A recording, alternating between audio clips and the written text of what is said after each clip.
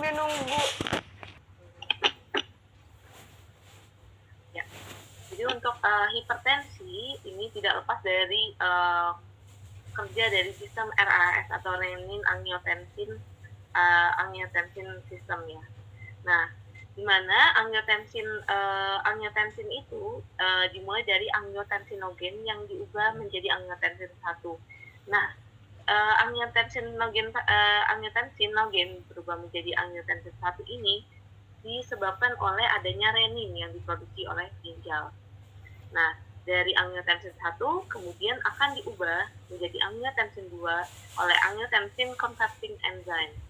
Nah, ketika diubah jadi angiotensin 2, ini akan masuk ke dalam reseptor, dan di sini ada namanya angiotensin reseptor. Jadi di sini ada reseptor dan salah satunya juga ke ginjal. Jadi ketika ginjal mau produksi renin, dia juga nanti mendapatkan angiotensin. Nah, perannya ketika sistem ini berfungsi secara normal atau dalam keadaan homeostasisnya normal, maka pada kotak adrenal akan terjadi peningkatan sintesis aldosteron yang menyebabkan terjadinya absorpsi natrium, dan otomatis air dan natrium itu bekerja barengan, maka dia akan juga direabsorpsi sehingga nanti volume darah kita juga akan naik. Begitu pula dia di ginjal maupun di saluran cerna, di saluran sistem saraf pusat, dia akan meningkatkan vasopressin sehingga nanti volume darah juga meningkat. Vasopressin ini menyebabkan kita juga menjadi haus, jadi kita akan menambah air di sana sehingga volume darah meningkat.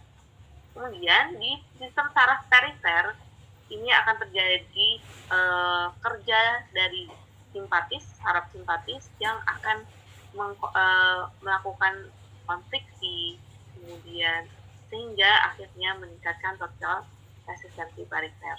Termasuk di otot halus nanti dia juga akan konstriksi. Nah, jadi secara total nanti dia akan meningkat tekanan darahnya. Dan yang terakhir, yang paling penting juga di jantung, karena dia akan meningkatkan kontraktilitas atau pompa jantung, sehingga nanti cardio output juga akan meningkat. Oleh karena itu, tekanan darah itu dipengaruhi oleh total resistensi perifer dan cardiac output.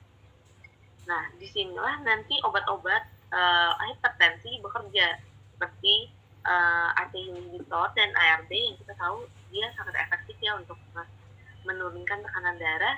Nah, kerjanya ada yang ACE inhibitor di angiotensin converting, sehingga dia menghambat terbentuknya angiotensin 2. Nah, kemudian ada juga ARB. Nah, kerjanya ini di tempat yang sama, sehingga nanti teman-teman nanti bisa lihat kalau AC dan ARB ini memiliki efek samping yang sama, juga kontraindikasinya yang sama. Jadi sebenarnya mereka mirip, dan juga nanti ketika tata laksana posisinya adalah saling menggantikan. Jadi nanti teman-teman nggak akan ketemu nih kalau misalkan pakai obat kombinasi AC dan ARB. Nah, ini nggak bisa karena mereka kerjanya di satu sistem yang sama dalam proses perubahan angiotensin 1 ke 2 kemudian masuk ke organ-organ tubuh gitu. Nah, kemudian nanti di sini juga ada yang namanya CCB dan beta blocker. Nah, beta blocker dan CCB ini lebih ke arah meningkatkan kontraktilitas, dan CCB itu sendiri ini tuh terdiri dari 2 jenis, dihidropiridin dan non-hidropiridin, di mana yang non-dihidropiridin itu lebih bekerja pada jantung. Jadi nanti dia akan menggantikan beta blocker posisi, atau beta blocker digantikan oleh CCB. Nah, lebih seperti itu untuk sistem RAS. Nah, kita lanjut nih ke bagian yang paling penting, yaitu guideline. Guideline terapi beserta kondisinya. Nah, mungkin kalau lihat tabel seperti ini pasti aduh panjang banget ya gimana cara hafalinnya. Nah, teman-teman ini sebenarnya ada loh caranya, dan ternyata ada nih polanya yang buat kita tuh bisa lebih cepat hafalin treatment ini.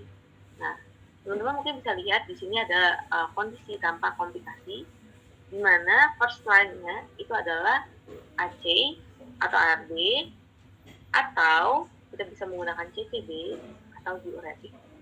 Nah, ini dipegang dulu. AC itu nomor satunya, CCB nomor 2-nya, diuretik itu adalah nomor 3-nya. Ketika masuk ke second line, kita ingat-ingat nih, 1 di plus 2 atau 1 di plus 3. Jadi AC atau RD plus CCB atau AC atau RD plus diuretik. Jadi ketika di second line, itu kita punya kombinasi 2 obat. Kalau first line tadi hanya 1 obat. Nah, kemudian di third line itu adalah kombinasi ketiganya. Jadi langsung aja atau ini kalian ganti dengan tanda tambah jadi third line.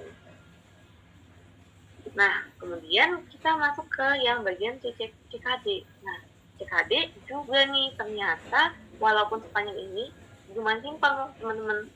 Jadi ini itu mirip dengan second line dari tanpa komputasi. Coba kita lihat AC atau RB plus CCB, ya kan? Atau AC atau RB plus diuretik. Jadi first line dari CKD itu adalah second line dari tanpa komputasi. Walaupun nanti teman-teman mungkin ada update ya sekarang, kalau pasien hipertensi itu juga sekarang sudah dimulai dari kombinasi. Jadi sudah tidak direkomendasikan sebenarnya untuk first line-nya, tapi tidak menutup kemungkinan masih ditanya nih yang tunggalnya bagaimana. Jadi jika kombinasi, berarti first line-nya sudah mulai. Nah, second line dari CKD itu sama dengan third line dari tanpa komplikasi. Jadi ini kalian bisa hafal bareng-bareng teman-teman. Nah, bedanya di CKD itu, kita tahu nih kalau CKD atau chronic kidney disease itu dia ada stage-nya. Nah, kapan digunakan, apa bedanya pada stage tersebut? Nah, jadi kalau tanpa komplikasi, diuretik yang kita anjurkan untuk digunakan pertama kali adalah diuretik thiazid. Nah, diuretik thiazid ini paling efektif untuk menurunkan tekanan darah di antara diuretik yang lain. Namun, ketika nanti masuk ke dalam CKD dan stage-nya itu ada di stage 3, stage 4, jadi kalau misalnya stage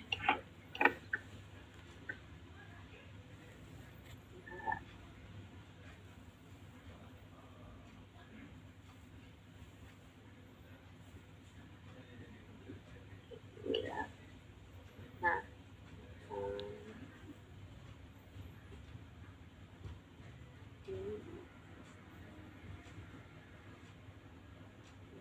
ini kelihatan ya.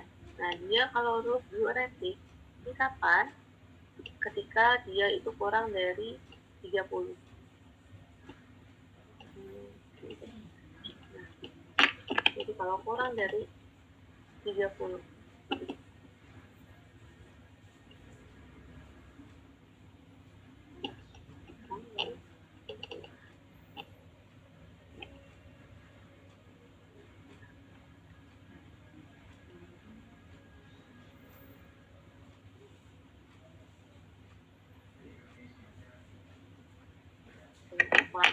kurang dari 30 DFR-nya. DFR kurang dari 30 atau ini disebut juga dengan CKD stage 4 atau 5. Jadi ketika di bawah 30 itu stage CKD-nya sudah di 4 atau 5. Nah, ini kondisi ketika dia diberikan tadi diuretik.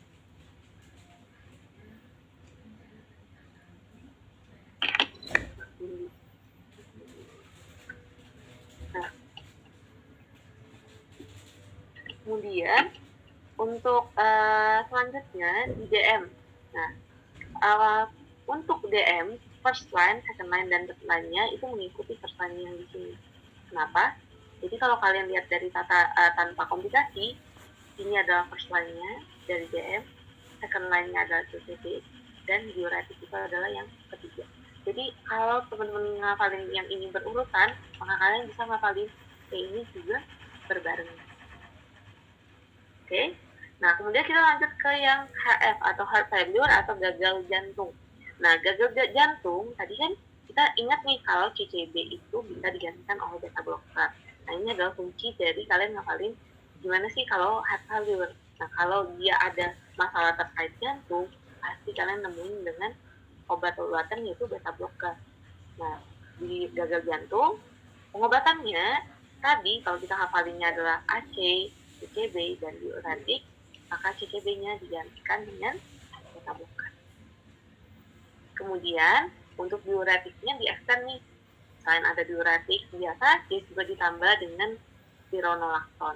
Spironolakton ini adalah suatu diuretik yang lambat ya.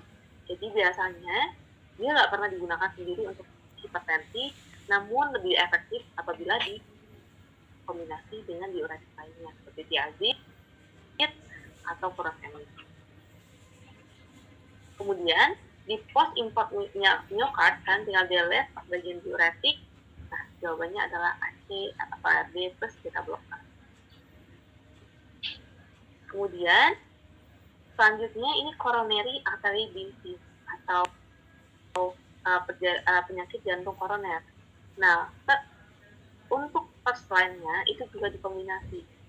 Nah, kombinasinya adalah tadi kalau kita hafalin AC atau ARB, CCB atau beta blocker. Jadi dia sama AC atau ARB plus beta blocker atau CCB, atau nah kalian kombinasi nih beta blockernya dengan diuretik atau CCB-nya dengan diuretik. Atau satu lagi adalah beta blocker dan CCB dikombinasi. Nah, untuk second line-nya itu adalah kombinasi 3 obat. Jadi, kalian bisa milih dari first line ini untuk dikombinasikan menjadi 3 obat. Selanjutnya, yang mungkin teman-teman pasti ini udah hafal ya, karena ini sering banget keluar. Nah, untuk kehamilan, pengobatannya adalah metildopa, labetalol, dan nifedipine. Untuk memudahkan kalian mengingat, kalian ingat aja nih, di kehamilan, berarti MLN, berarti depannya adalah metildopa, labetalol, dan nifedipine. Kemudian, jika pasiennya mengalami preeklamsia atau ini dalam keadaan gawat darurat, maka bisa diberikan magnesium sulfat.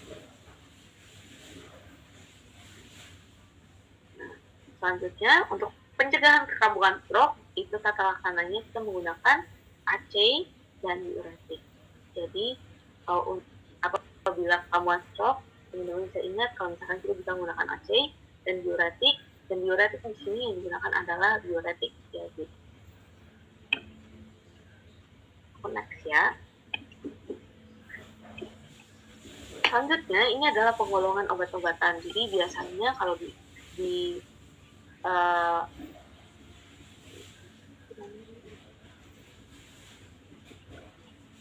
nah untuk di bagian penggolongan obat-obatan antihipertensi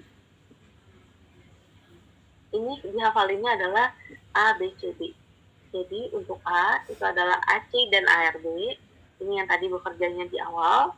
Nah, bisa dilihat nih teman-teman. Kalau efek sampingnya sama-sama hiperkalemia dan kontraindikasi terhadap ibu hamil. Kemudian untuk efek sampingnya, nah ini khusus untuk captopril itu memiliki efek samping yaitu batuk kering. Nah, jika ditanyakan apa indikator inflamasinya, maka jawabannya adalah bradikini. Khusus captopril juga dengan strukturnya yang lumayan berbeda ya dengan yang lisinopril dan golongan lainnya. Nah, dia juga harus dikonsumsi sebelum makan, yaitu 30 sampai 60 menit sebelum makan. Jadi, ketika perut kosong itu paling baik dikonsumsi pakai captopril. Sedangkan lisinopril, pesatan ini sama cara konsumsinya. Nah, kemudian untuk B, tadi A itu adalah ACE-ARB, sekarang B adalah beta blocker. Beta blocker itu biasanya dibedakan menjadi kardioselektif dan non kardioselektif. Jadi kita hafal yang kardioselektif aja nih, karena yang non kardio itu sebenarnya banyak kan, ada nadolol, ada labetalol, timolol, banyak. Jadi kita hafal aja yang spesifik, yaitu manbabe kalian. Babe itu apa aja? Ada metoprolol, atenolol, nebivolol, kemudian bisoprolol, acebutolol, betaxolol, dan esmolol. Ini adalah beta blocker yang jenis kardioselektif. Kardioselektif ini kita gunakan untuk pasien asma. Nah, kardioselektif itu dia selektif di apa? Di beta 2, di beta 1. Jadi kalau non kardioselektif, dia bekerja di semua reseptor beta. Reseptor beta itu ada 3, itu beta 1, beta 2, dan beta 3. Nah, beta blocker ini yang kardioselektif bekerjanya di beta 1, khusus beta 1, dan kerjanya beta 1 itu di jantung. Sedangkan kalau beta 2 itu kerjanya ada di selain pernafasan, itu dia kerjanya ada di bagian beta pankreas atau di pankreas. Sehingga ada 2 efek apabila seseorang menggunakan kardioselektif, kemudian ada kondisi khusus. Ada 2 kondisi khusus yang perlu diperhatikan, yaitu pasien asma. Pasien asma biasanya diberikan beta agonis, yaitu kerjanya adalah mendilatasi. Kalau teman-teman ingat dia antagonis dan agonis, ingat-ingat kalau misalnya beta blocker atau sel beta itu normalnya kerjanya adrenergik. Adrenergik itu apa? Itu kerja ketika kita lagi aktif, karena kita lagi lari, kita lagi ketakutan. Nah, itu kerjanya adalah kerja adrenergik. Maka ketika kerjanya adrenergik, apa yang terjadi dengan tubuh kita? Tekanan darah kita akan tinggi karena jantung itu berdebar-debar, ya kan? Kalau kita ketakutan, kalau kita lagi lari, jantung kita akan berdebar. Kita juga akan terengah-engah karena paru-paru kita membutuhkan oksigen, jadi akan mendilatasi sehingga kita akan menerima oksigen banyak. Nah, beta blocker kan tujuannya untuk mencegah itu terjadi, karena kan ada kondisi tertentu di mana kita mau menurunkan tekanan darah, maka dia menginginkan untuk mendilatasi pembuluh darah kita untuk menurunkan tekanan total resistensi perifer. Dengan pemberian beta blocker non selektif, akibatnya yang beta 2-nya juga akan dihambat. Beta 2 akan dihambat, maka pada pasien asma dia itu bronkusnya akan dari yang besar akan semakin mengecil gitu, kan? Dia dihambat tuh, dari awalnya harus dilatasi jadi dikontraksi. Ketika dikontraksi, maka pasien asma itu akan terus bernafas. Kemudian tadi kaitannya ke beta pankreas, ketika kita menggunakan beta blocker, maka pengobatan terhadap pasien yang memiliki diabetes mellitus dia juga akan terganggu. Karena kan beta pankreas itu tujuannya memproduksi insulin. Dengan kita blok, maka produksi insulinnya akan terganggu. Nah, itu kaitannya dengan efek samping nanti. Biasanya muncul tuh teman-teman efek samping dari penggunaan efek dari penggunaan beta blocker pada pasien yang menggunakan obat-obatan DM atau pada pasien asma. Nah, selanjutnya kita lanjutkan ke CCB. Nah, CCB tadi ada 2 jenis, dihidropiridin dan non-dihidropiridin. Cara ngebedainnya, karena dia bilang non-dihidropiridin, berarti yang non-dihidropiridin itu yang nggak ada in-innya atau pin-pinnya di belakang. Jadi, untuk yang DHP ini, dia lebih banyak digunakan di hipertensi. Hal ini untuk menggantikan kondisi jantung. Nah, pada penggunaan amlodipin ada efek sampingnya ketika dikombinasi dengan simvastatin, yaitu menyebabkan atriomyolisis. Jadi nanti pasiennya itu akan mengalami nyeri-nyeri pada otot karena otot-ototnya, jadi kalau mio ini artinya otot, maka otot-ototnya itu akan ruptur, sehingga kita akan merasakan nyeri. Nah, efek samping dari penggunaan amlodipin ini adalah demam cepat. Jadi pasiennya akan mengalami demam. Kemudian yang terakhir D adalah diuretik. Diuretik itu terdiri dari diuretik tiazid, grup diuretik, golongan MRA atau diuretik hemat kalium, itu spironolakton, dan agen osmosis. Nah, tadi HCT adalah yang paling efektif untuk menurunkan KTD, jadi itu yang pertama kali digunakan. Lalu furosemid itu digunakan ketika GFF-nya sangat rendah, yaitu kurang dari 30, sama nih dengan spironol. Nah, dia CL-CR-nya kurang dari 30, kalau di spironol itu KI, kalau dia diberikan untuk diuretik. Nah, karena efek samping diuretisnya, maka yang perlu diperhatikan adalah dia tidak boleh diberikan di malam hari, karena nanti pasiennya susah tidur, karena terus berkemih. Kemudian, salah satu efek samping yang disebabkan oleh diuretik yaitu adalah peningkatan. Nah, kemudian ada satu lagi efek samping yang disebabkan oleh diuretik, yaitu terkait elektrolit. Jadi makanya parameternya yaitu kalium dan kalsium. Jadi pada spironolakton, karena dia diuretiknya hemat kalium, ingat nih, kalau kita hemat-hemat kan kita berarti simpan di dalam tubuh kita gitu kan. Berarti kadar kalium di dalam tubuh kita itu akan banyak, maka kita akan mengalami hiperkalemia. Sedangkan spironolakton ini berdiri sendiri. HCT dan furosemid ini kerjanya berlawanan dengan dia untuk hiperkalemia. Jadi HCT dan furosemid ini kerjanya adalah menyebabkan hipokalemia. Jadi kalau biar teman-teman nggak kebalik antara HCT dan furosemid, maka HCT dan spironolakton, maka ingat aja spironolakton adalah hemat kalium. Hemat kalium itu dihemat tubuh, maka kadar kalium dalam tubuh kita banyak, kita akan hiperkalemia. Maka kebalikannya HCT dan furosemid itu akan hipokalemia. Semoga jelas ya teman-teman. Nah, selanjutnya ada tambahan nih, agen osmosis. Nah, agen osmosis mannitol ini digunakan untuk biasanya untuk menurunkan tekanan intracranial pada pasien yang mengalami stroke, yaitu stroke hemoragik biasanya. Nah, selain itu dia juga digunakan pada pasien yang nanti mengalami glaukoma sudut tertutup. Jadi kalau sudut tertutup juga diberikan mannitol karena dia akan mengalami osmosis sehingga dengan cepat menurunkan tekanan.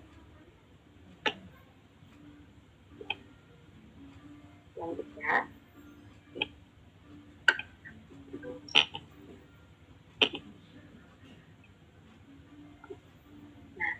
selanjutnya kita masuk ke hiperlipidemia. Ini masih ada ini enggak ya tulisan di dalam screen-nya?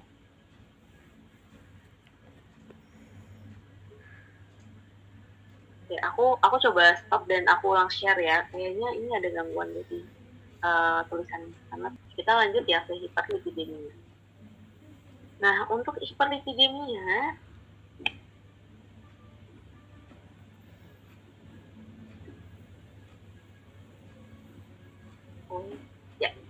Nah, untuk terapi hiperlipidemia itu kita bisa lihat dari pilihan terapi di atas ini.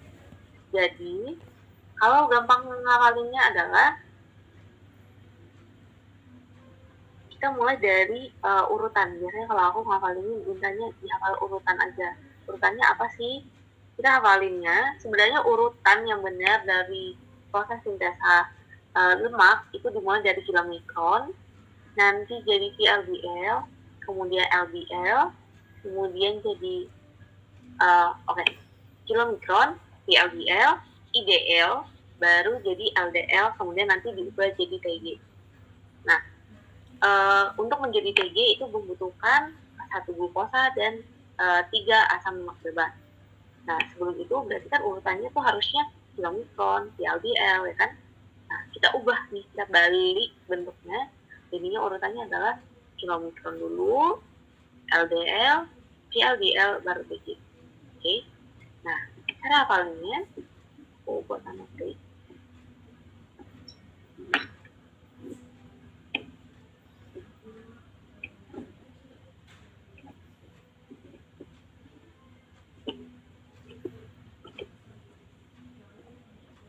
Jadi urutannya kalian buat gini dulu. Kilomikron, LDL, terus kemudian yang ketiganya adalah VLDL gitu. Yang terakhir adalah TG. Nah, kilomikron ini dia adalah nomor 1. LDL adalah nomor 2. VLDL itu nomor 3. Dan TG itu adalah nomor 4. Nah, apa pentingnya dari hafalin ini? Nah, dengan ini kalian bisa tahu nih, kalau dia bilang tipenya apa, maka itu apa kondisinya. Contoh, nomor 1 ya, kilomikron. Berarti kilomikronnya meningkat. Kilomikron meningkat namanya adalah hiperkilomikronemia. Jadi kilomikronnya meningkat. Lalu 2, LDL meningkat. LDL itu kan yang sering kita bilang itu sebagai kolesterol jahat. Nah, ini adalah kolesterolnya. Maka namanya itu adalah hiperkolesterolemia karena meningkat LDL. Itu nomor 2. 2 itu dibagi jadi 2A dan 2B. 2B itu 2 plus 3. Jadi LDL dan VLDL. Maka namanya familial kombinasi hiperkolesterolemia. Jadi ada kombinasi dengan. Kemudian yang ketiga itu adalah VLDL. VLDL tapi beta VLDL. Jadi namanya bis beta lipoproteinemia. Itu beta VLDL. Yang keempat itu adalah TG. Ini namanya adalah aminal hipertriglyceridemia. Jadi yang meningkat itu adalah TG dan VLDL. Jadi kalau dihafal itu 1, 2A, 2B, 3 VLDL dan VLDL-nya aja, 4 itu 3 dan 4. Kemudian nanti yang kelima itu adalah VLDL, 3 dan kilomikron. Namanya adalah hiperlipidemia. Nah, dari sini kalau kalian sudah berhasil membentuk bentuk ini, maka hafalannya adalah setiap bertemu dengan LDL, yang paling baik dalam menurunkan LDL adalah golongan statin. Maka dua-duanya yang ada LDL pasti ada statin. Yang paling baik menurunkan TG di LDL itu adalah golongan fibrat. Jadi kalian masukin aja. Ketika ada LDL atau TG, kalian masukkan fibrat. Maka masuk nih statin. Ini kan nggak ada VLDL atau TG ya, ada fibrat. Kemudian di sini ada fibrat. Niacin, kenapa dia ada di semuanya? Karena dia kerjanya adalah untuk mengganggu distribusi dari FFA atau free fatty acid. Jadi dia perannya itu spesifik, tapi bukan sebagai lini pertama. Jadi biasanya seringnya ditanya itu kapan kita gunakan statin dan golongan fibrat. Nah, untuk kapan digunakannya, statin ini digunakan untuk menurunkan LDL dan dia juga bisa menurunkan TG. Jadi ketika TG-nya nanti sangat tinggi, yaitu di atas 500, baru kita mulai gunakan golongan fibrat. Nah, kapan kita gunakan kolestiramin dan kolestipol? Itu jika kita memiliki, kita masih harus menurunkan LDL, tapi kita alergi terhadap statin, atau kita tidak bisa menggunakan statin. Contohnya siapa yang nggak bisa menggunakan statin? Ibu hamil. Jadi, ibu hamil biasanya menggunakan kolestiramin atau kolestipol. Nah, ini nanti penjelasannya akan aku tambah, kita bahas di bawah ya, ketika masuk ke golongan obat ini. Kita masuk dulu ke statin intensitas tinggi. Nah, untuk statin intensitas tinggi, jadi statin itu dibagi jadi ada intensitas tinggi, ada intensitas sedang, dan intensitas rendah. Nah, untuk kapan kita gunakan yang tinggi, itu adalah ketika dia memiliki risiko sangat tinggi untuk kardiovaskular. Nah, statin intensitas tinggi ini kan beda-beda nih kekuatannya, maka ini kita bisa hafalin untuk bicara ini dulu. Caranya, kalau mau dihafalin itu apa itu? Rosuvastatin, rosuvastatin, dan T itu artinya tinggi. Jadi golongan tinggi itu ada rosu dan ator. Rosunya berapa? Nah, ini urutan nih ngalinnya. Jadi kita mulai dari yang kecil dulu, 20 plus 40 plus 80. Jadi rosunya 20 mg sampai 40 mg, atornya adalah 40 sampai 80 mg. Adalah statin intensitas tinggi. Jadi kalian langsung hafal semuanya, oh tinggi. Kalau tinggi Rasul itu 20-40, asar itu 48 urutan. Nah, selain kalian ngafalin yang tinggi untuk menentukan yang mana yang rendah, maka kita juga bisa ngafalin yang rendah aja. Gimana? Lihat dulu ya.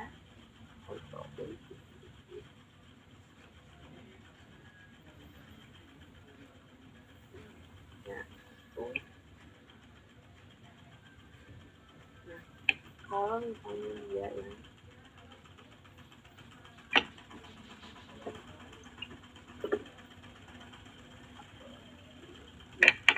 ini hafalinnya adalah rendah itu adalah simple.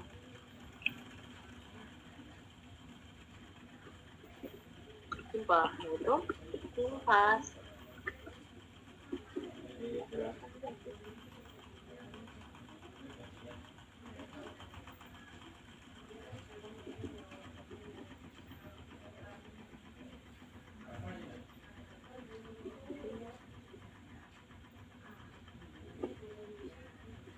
Dia adalah simple, yaitu simpas, lalu nafas, lalu lopas. Berapa miligram hafalannya adalah 10, 20, udah itu aja 10-20. Jadi ini simpasnya 10, nafasnya 10 sampai 20, lopasnya itu 20. Kalau biasa ini dia di tengah 10 sampai 20, simpasnya 10, lopasnya 20. Jadi aku bisa dihafalin. Nah, sedangnya gimana? Ya udah, sedangnya kalau Rasul tadi di 20 sampai 40, maka dia di bawahnya yaitu 10 mg dan 5. Atomnya di bawahnya yaitu di bawah 40, 20 dan 10. Sedangkan kalau misalnya dia yang sedang, simpasnya itu pasti di atasnya, nafasnya juga di atas. Nah, untuk bagian yang ditandai merah itu adalah jenis-jenis golongan statin yang tes tengahnya pendek.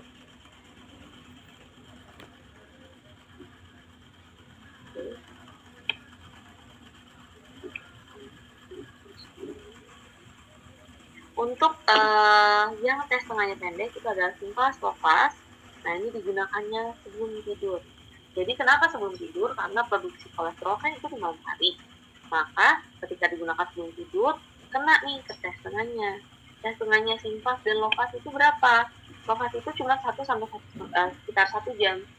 1 jam. Sedangkan kalau simpas itu juga di kisaran 3 jam. Jadi terlalu cepat nih kalau misalkan kalian minumnya nih jam 7 pagi, jam 7 malam setelah makan. Nah, tes tengahnya itu sudah habis duluan sebelum kalian tidur. Padahal kalian belum dilakukan produksi kolesterol di sana, jadi tidak efektif pengobatan. Sedangkan kalau atau rosu, nafas ini kerjanya panjang. Dengan kerjanya yang panjang ini, maka kita bisa minum di pagi hari maupun siang hari. Tidak ada masalah dengan jam ini.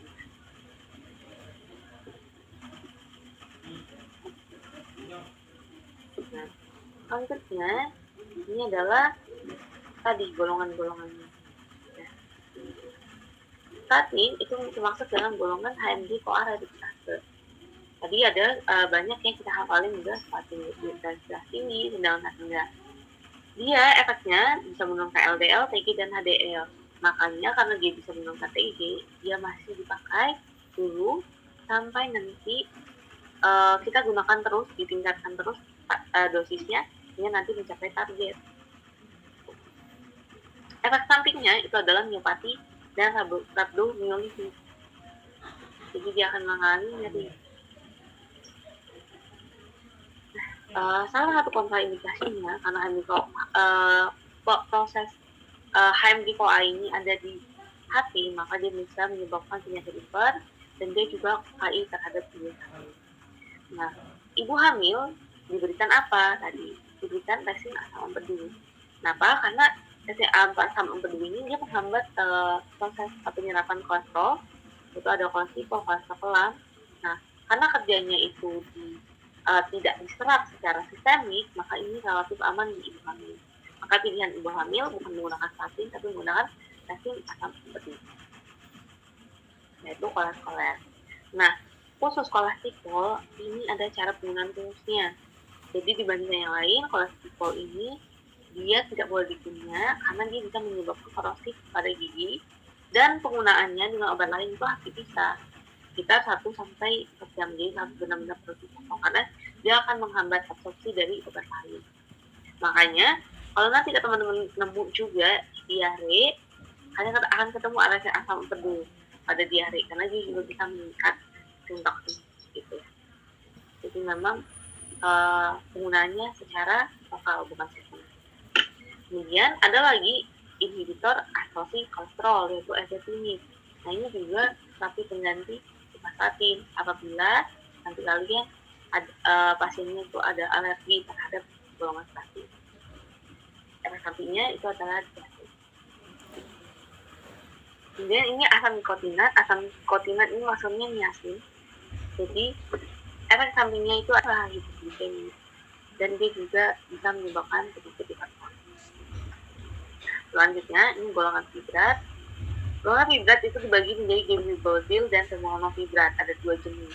Tujuannya adalah menurunkan TG. Jadi ketika TG-nya lebih dari 500 maka digunakan fibrat. Nah, fenofibrat ini lebih dipilih dibandingkan gemfibrozil karena gemfibrozil ini efek homeopatinya lebih besar, 15 kali. Selain itu, gemfibrozil juga memiliki efek samping yaitu dispepsia atau gangguan saluran cerna, jadi perut nanti tidak merasa nyaman. Maka lebih dipilih menggunakan fenofibrat. Kemudian ada obat lainnya, ini memang masih jarang digunakan, yaitu inhibitor PCSK9. Contohnya itu yang ada cumap-cumap ini.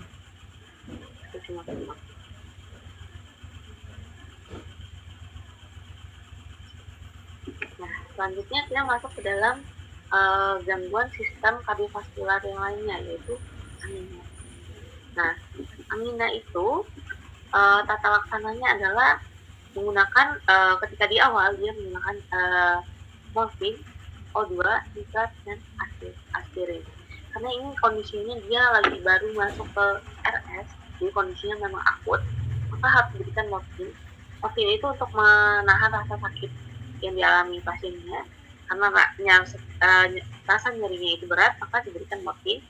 Kemudian diberikan O2, karena tadi kan angina ini disebabkan oleh apa? Disebabkan oleh adanya, biasanya itu dimulai dari adanya coronary artery disease atau adanya sumbatan nih di pembuluh darah koroner, sehingga nanti akan mengalami nyeri. Nyerinya itu bergantung dengan blokade di pembuluh darah. Jadi ketika pembuluh darahnya ada blok, maka kan yang membawa oksigen itu adalah darah kan, maka oksigen yang dimasukkan atau perfusi oksigen ke jantung itu akan berkurang. Dengan kondisi perfusi di jantung berkurang, maka si jantung ini akan bilang nih, yuk lupa lagi supaya dapat nih oksigennya. Padahal masalah kita kan bukan di situ. Masalahnya adalah adanya sumbatan nih di pembuluh koroner. Sehingga ketika diminta lagi, jantungnya akan memompa dengan kuat, dia akan jadi ini kan membutuhkan banyak energi. Nah, energi yang dibutuhkan itu kan dibuat dari glikolisis, tapi tanpa adanya oksigen, maka akan terjadi proses respirasi anaerob, sehingga terbentuklah asam laktat. Jadi di situ kita akan merasakan rasa nyeri, karena laktat ini yang menyebabkan nyeri. Nah, dengan blokade ini, maka pasiennya harus diberikan oksigen supaya lega, dan dia juga mendapatkan oksigen yang cukup ke bagian jantungnya. Karena jika oksigen tidak ada, maka lama-lama sel-sel juga akan mati. Kemudian nitrat ini sebagai vasodilator, jadi untuk membuka pembuluh darahnya. Kemudian juga ada aspirin atau pengencer darah. Nah, manajemen di RS ini bagi menjadi angina stabil, wasteni, dan yang unstemi dan stemi. Nah, untuk kondisi STEMI ini blokadenya itu udah full. Jadi kondisi yang STEMI ini ketika di parameter biasanya angina stabil itu dia cuman ada gangguan pada elektrokardiogram. Tapi kalau UA STEMI ini ada ruptur pada jaringan jantung atau otot jantung, sehingga troponin ini kelihatan ada troponin, positif troponin. Berarti ada yang sudah rusak nih otot jantungnya. Nah, perbedaan STEMI dan UASTEMI, STEMI adalah ketika dia STEMI, dia itu bloknya seluruhnya tuh, sehingga dibutuhkan fibrinolitik untuk dimuluskan gitu jalan. Jadi biar hilang bloknya. Tapi kalau dia STEMI, dia itu bloknya itu cuma setengah, sehingga akhirnya tidak perlu diberikan fibrinolitik, cukup diberikan antikoagulan. Sedangkan kalau amina stabil, dia kan nyeri-nyeri, diberikannya antiinflamasi. Ketika keluar dari RS, kita manajemen apa yang masalahnya tadi. Tadi masalahnya kan amina itu karena tidak cukup oksigen yang masuk ke dalam pembuluh jantung ya, pembuluh koroner. Karena sempit nih, maka darah itu tidak boleh terlalu kental, jadi diencerkan menggunakan aspirin atau asam asetil salisilat. Bisa juga menggunakan antiplatelet seperti clopidogrel. Nah, selain itu, tadi yang ngeblok itu bisa apa sih? Yang blok itu bisa dua jenis, yaitu ada lemak dan juga bisa kalsium. Nah, biasanya kan karena lemak, karena hiperlipid, maka untuk mencegah dia terjadi kemudian hari, maka diberikan statin, jadi biar tidak ada plak lagi di dalam pembuluh darahnya. Kemudian jika dia ada HP atau DE, maka kita berikan AC atau AD. Ingat aja nih, kalau biar tidak bingung dengan ini, tadi kan kita ngapalin tentang CAD. CAD itu kan mirip-mirip ya dengan terapi jantung, maka bisa digunakan AC atau AD ketika hipertensi dengan angina. Atau intinya ini adalah hipertensi pada pasien coronary artery disease. Nah, kemudian selanjutnya ini adalah terapi angina secara spesifik, angina pectoris. Nah, first line-nya kita menggunakan vasodilator. Vasodilator itu adalah golongan nitrat, nitrogliserin, biasanya ISDN atau ISDN yang digunakan secara sublingual. Nah, selain itu bisa digunakan beta blocker ataupun CB. Kemudian untuk second line-nya kita gunakan yaitu ada ivabradin, long-acting-nitrat, tanolodin, nicorandin. Nah, ini sebenarnya jarang, lebih sering ditanya apa yang digunakan untuk terapi akut angina ya. Kita berikan vasodilator.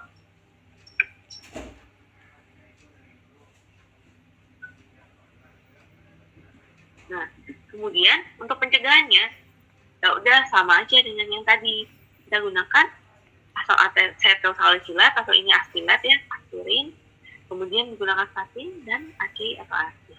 Jadi sebenarnya pencegahan untuk terjadinya angina itu ya obatannya sama ya, di seputaran antiplatelet, statin dan AC atau AC. Kemudian yang paling penting adalah dilakukan modifikasi gaya hidup. Nah, ini adalah list dari antikoagulan dan antiplatelet. Antiplatelet, antitombolitik itu disebut juga fibrinolitik biasanya. Karena antiplatelet itu ada asam asetil salisilat.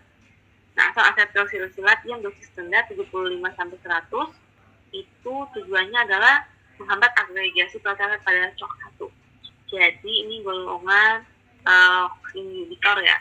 Jadi dia selanjutnya ada golongan ada clopidogrel atau nanti dia ada prasugrel atau clopidin. Nah, ini kerjanya sama nih, adalah menghambat ADP, adenosin difosfat. Kemudian ada abisumab atau acylglycerol yang kerjanya di glukoprotein 2A dan 3A. Kemudian ada dipyridamol yang kerjanya di fosfodiesterase. Nah, parameter untuk antiplatelet itu adalah IS.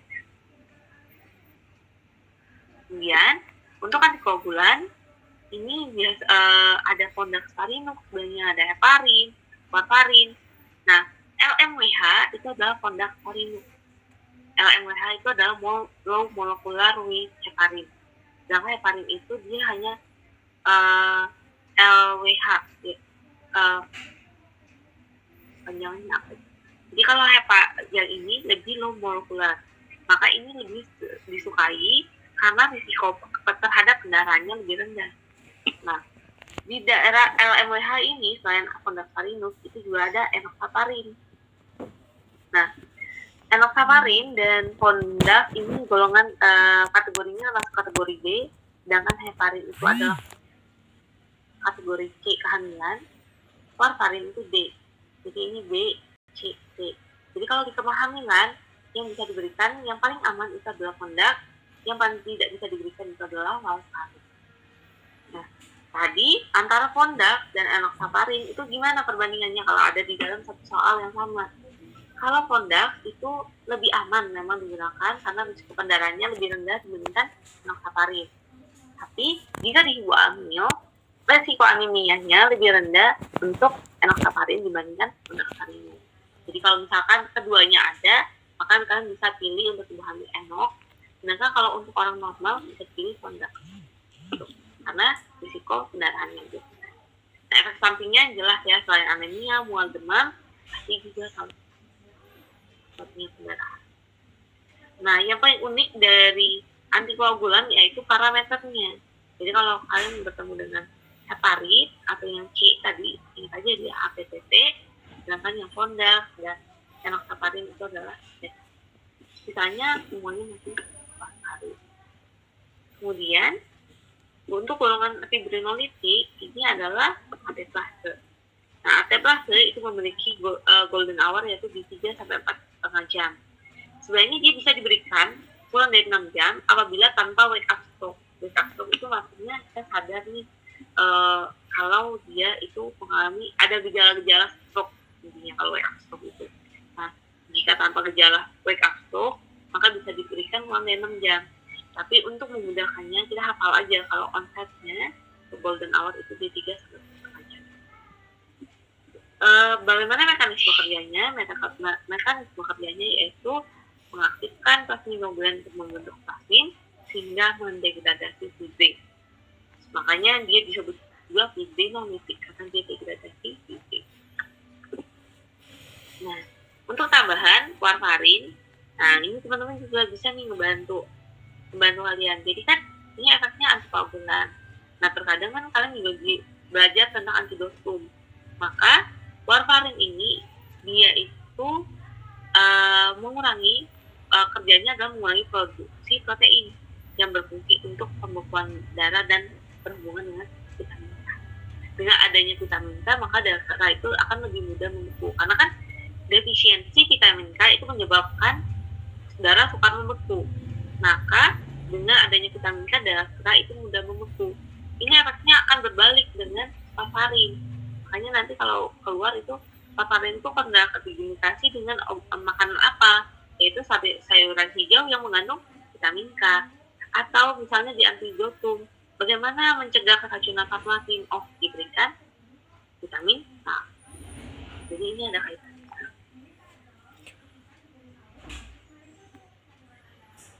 Nah, selanjutnya yang salah satu gangguan kardiovaskular yang lain adalah shock. Nah, shock ini dibagi menjadi kardiogenik, kemudian hipovolemik, kardiogenik, kemudian ada sepsis dan anafilaksis. Nah, apa itu shock hipovolemik? Shock hipovolemik itu terjadi ketika pasien itu kekurangan volume. Jadi volumenya ke dalam tubuh itu berkurang. Misalnya nih, karena kalian mengalami dehidrasi atau mengalami pendarahan hebat, gitu kan? Atau pasiennya itu adalah pasien karena kebakaran, jadi dia mengalami luka bakar yang sangat parah, sehingga itu juga bisa menyebabkan dehidrasi. Nah, ketika mengalami shock hipovolemik, maka tata laksananya itu, kalau kita hafalin dulu, jadi tata laksananya itu adalah, kalau aku hafalin shock itu adalah DDN. Jadi hafalinnya tuh DDN. Jadi dari shock hipovolemik itu DDN, kemudian nanti kardiogenik juga DDN. Nah, untuk shock hipovolemik, cara membedain antara dobu dan dopa, kalian tambahin aja garis di depan tanda ini, maka terbentuk huruf B. Maka jika tadinya lebih dari 90, Kalau kalian buat garis itu, oh B, berarti dobutamin. Sedangkan kalau PD-nya kurang dari, kan kalau kalian taruh nih, tulisannya K ya, kecil. Nggak ada nih kakaknya di sini, maka itu adalah dopamin. Lanjut ke shock kardiogenik. Nah, kalau shock kardiogenik, ini ada kondisi-kondisinya, yaitu jika tekanan darahnya itu di atas 100 mmHg, kemudian dia tidak ada atau tanpa gejala shock. Gejala shock itu apa sih?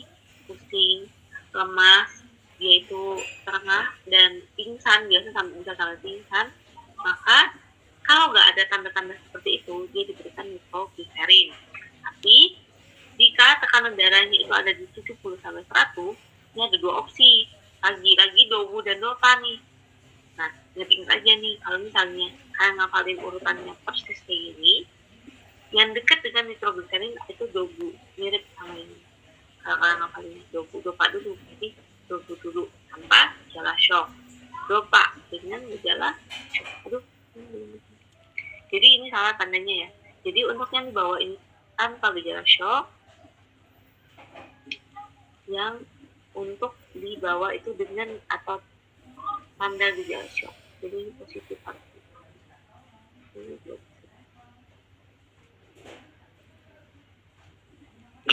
Ini dua-duanya positif ya. Nah, jika tanpa gejala shock itu jika tanpa gejala shock menggunakan dobutamin, jika dengan gejala shock menggunakan dopamin. Kemudian apabila tekanan darahnya kurang dari 70, maka diberikan noradrenaline. Nah, kemudian ada lagi dua jenis shock yang lumayan spesifik.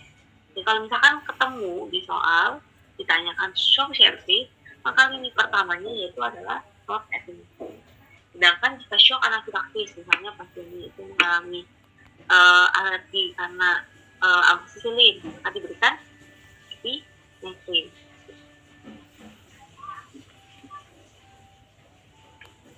Oke.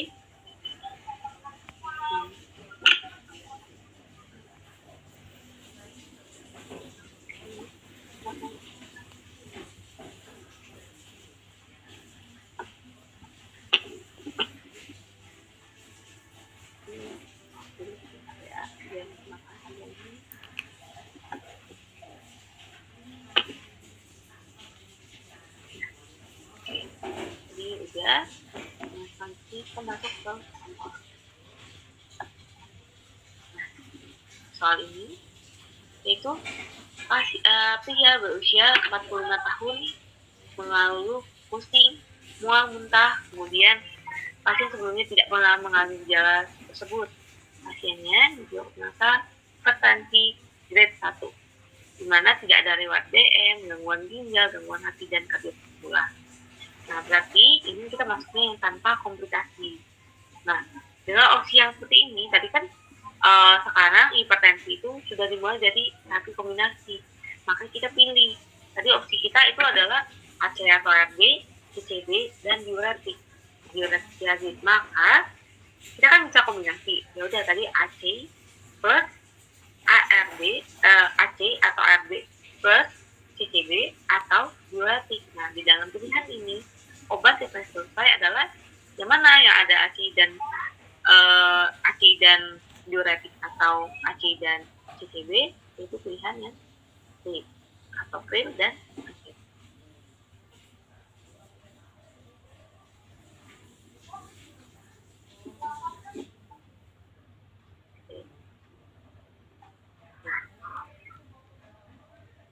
Selanjutnya, soal kedua, ini adalah seorang wanita berusia 46 tahun, memiliki riwayat diabetes selama 20 tahun yang lalu, datang ke klinik dengan keluhan pusing, punggung terasa kaku. Saat dilakukan tekanan darah, ternyata hasil pengukurannya itu 160/98, dengan hasil urinalisisnya itu mengandung proteinuria. Nah, kenapa di-highlight di sini proteinuria? Ciri-ciri seseorang itu mengalami CKD atau chronic kidney disease atau gagal ginjal kronik itu adalah ditemukan protein pada urin atau disebut juga dengan albuminuria, adanya albuminuria. Maka rekomendasi terapi yang bisa kita berikan itu adalah yang tadi, yang kombinasi sebenarnya yang ada ACI plus CCB, ya kan? Nah, di sini ini masih kita selain itu